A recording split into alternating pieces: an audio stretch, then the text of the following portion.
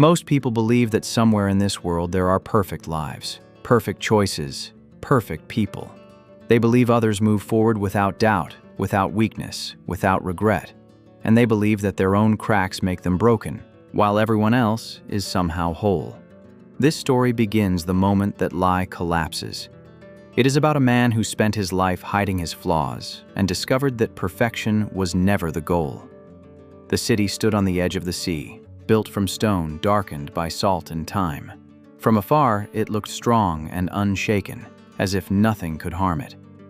But up close, the walls were full of fractures, the docks creaked under pressure, and every building carried marks of storms long past.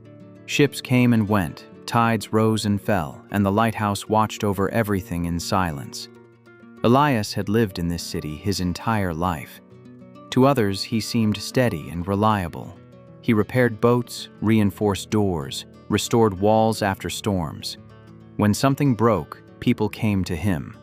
Elias always knew what to do, and he never let anyone see how heavy that role had become.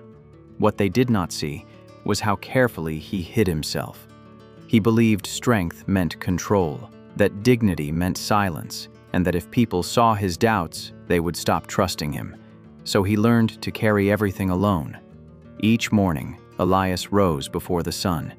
Each evening, he returned to his workshop exhausted, hands aching, mind restless. When the city slept and waves struck the harbor walls, he sat alone among his tools and unfinished work, staring at the quiet signs of wear and feeling a pressure in his chest he could never fully name. He told himself this was normal. He told himself everyone felt this way. But deep down, he believed something else entirely. He believed that something inside him was missing. The only person in the city who seemed untouched by expectations was the old lighthouse keeper, Rowan. Rowan walked with a limp, one eye clouded by age, his hands unsteady when he poured tea. Yet he never hurried and never apologized for who he was.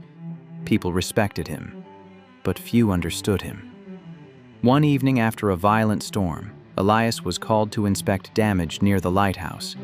When he arrived, Rowan sat outside calmly watching the sea, as if it had not tried to tear the city apart just hours earlier.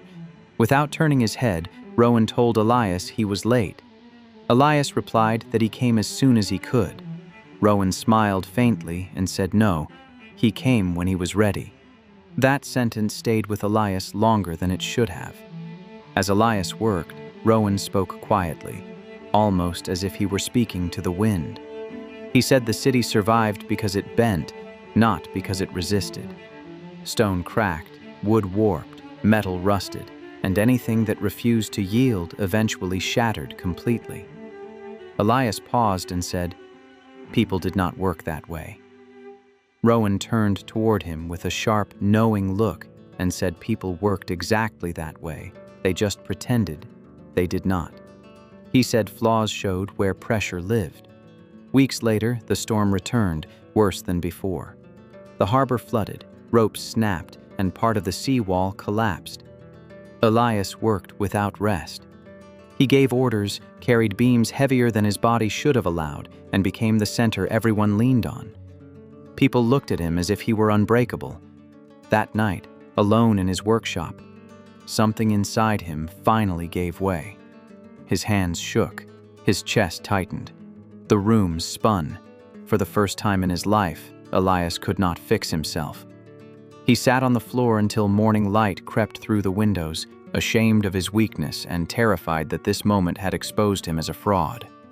At dawn, Elias climbed to the lighthouse. Rowan was already there, adjusting the great lens. Elias said he had failed. Rowan did not ask how. He said Elias had not failed at all. Elias insisted he had broken, that he could not hold everything together. Rowan nodded slowly and said that was good. He asked Elias why the lighthouse still stood. Not because it resisted storms, he explained, but because it was built knowing storms would come. Rowan removed his glove, revealing a hand twisted by an old injury. He said he once believed that loss made him less, until he realized that nothing whole lasts forever, and only things allowed to be imperfect can endure. Something shifted in Elias that day. See, he did not become weaker. He became honest.